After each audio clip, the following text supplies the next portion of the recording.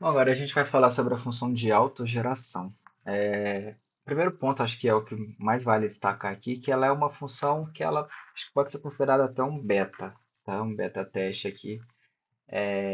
Ela é uma função que ela traz um tipo de comportamento esperado, mas varia muito com o que a coluna vai possuir, varia muito com a alteração manual do usuário.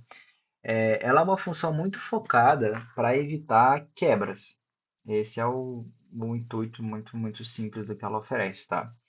É sempre evitar que uma informação seja quebrada ali no momento que o código for gerado, porque, por exemplo, você adicionou um item obrigatório e esqueceu de adicionar ele no body.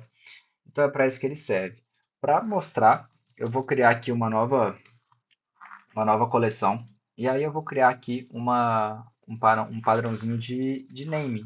Né? Vou criar aqui todo usuário tem o name e vou salvar.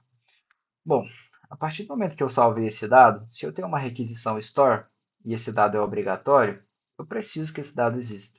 Né? Eu preciso que essa informação exista para que ela não quebre.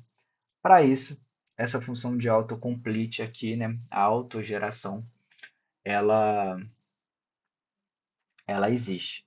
Então, o que ela faz, basicamente, está explicado aqui que ela vai fazer um preenchimento automático dos campos, né, nas requisições do tipo post e put, utilizando as propriedades básicas informadas na tabela. Isso vai te fornecer uma estrutura mínima para evitar eventuais quebras nas suas requisições.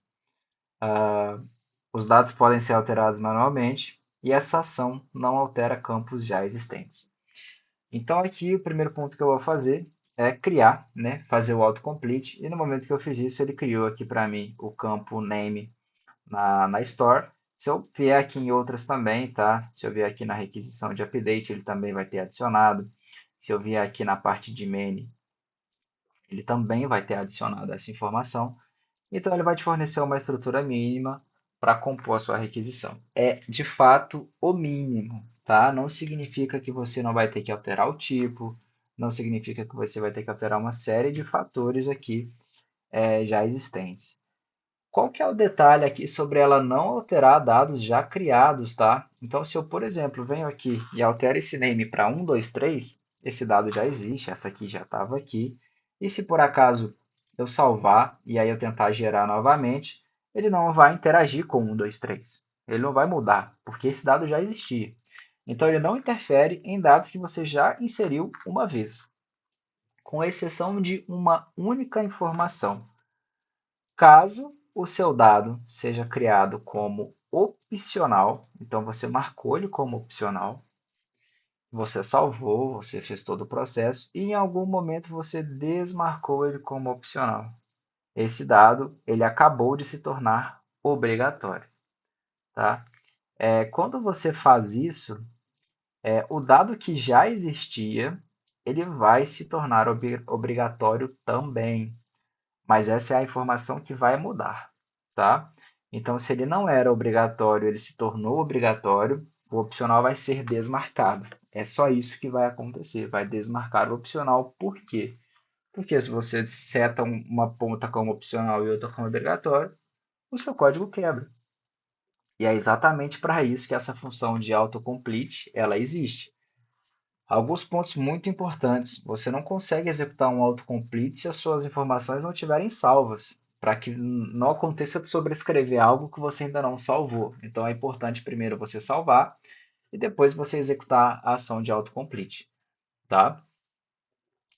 Bom, eu acho que nesse item, essa informação tem alguns pontos também importantes, por exemplo, alguns elementos que você queira utilizar como link. Caso eu crie aqui, por exemplo, uma relação vou criar aqui um user ID, vou adicionar aqui um user ID e vou colocar lá uma string. E aqui no relacionamento eu vou criar aqui um user rel para o nome desse relacionamento. E aí eu vou associar ele com a coleção de usuários, tá? E aí eu vou salvar. Bom, o que vai acontecer nesse caso? Essa informação de user ID, que é o usuário criador do cliente, eu quero que ela seja feita via link. tá? Eu quero sempre que ela seja feita aqui via link. Porque eu quero que a pessoa que está ali, né? Se essa rota for disponibilizada somente de forma privada, eu quero que ela seja via link. Se eu quero disponibilizar essa rota publicamente, o link não existe porque ninguém está autenticado. Então eu preciso de fato passar ela no body, tá? Não aqui, aqui em cima. Eu preciso passar link aqui, né? Link não, eu preciso passar o user ID aqui, porque esse dado é obrigatório e se eu não passar, a requisição vai quebrar. Por causa disso, o que que vai acontecer? Bom, eu vou gerar o autocomplete aqui de novo, tá? Vou abrir aqui a request, deixar o body aberto e vou aqui gerar o autocomplete. E aí o que eu quero mostrar para vocês é exatamente isso aqui. Na rota pública, ele adicionou o usuário no body para evitar que seu código quebre. Porém, na rota privada, ele também adicionou ao body. Só que eu quero que esse item esteja no link, né? O link sempre sobrescreve o body, tá? Mas o fato do body precisar existir uma requisição privada, onde eu quero que o usuário autenticador seja o responsável, não faz sentido que eu envie essa requisição. Então, o ideal é eu apagar, certo? Eu apagar via aqui no link, setar esse user ID aqui como o ID do usuário. Por que que acontece aqui? Bom, é porque nesse cenário não existe como mapear. O sistema não vai adivinhar que aquilo ali é uma relação de usuário-criador, tá? Por isso que ela é sempre colocada no body, né? Até reforçando mais uma vez, é algo que vai te fornecer uma estrutura básica para que o sistema não quebre. Não significa que você não vai precisar fazer ajustes, tá? Quando você tem uma tabela muito grande, é útil, muito útil, porque o seu trabalho para editar vai ser menor do que o de criar todas e interpretar tudo que tem que estar ali e conferir se não tem nada faltando. Então, isso é muito importante, tá? Esse ponto aqui detalhar que algumas coisas que foram criadas no body em rotas privadas, talvez você precise movê-las para link. Mas acho que nesse ponto está claro também. Nas rotas públicas não tem como. Se você quer disponibilizar publicamente, você precisa passar pelo body.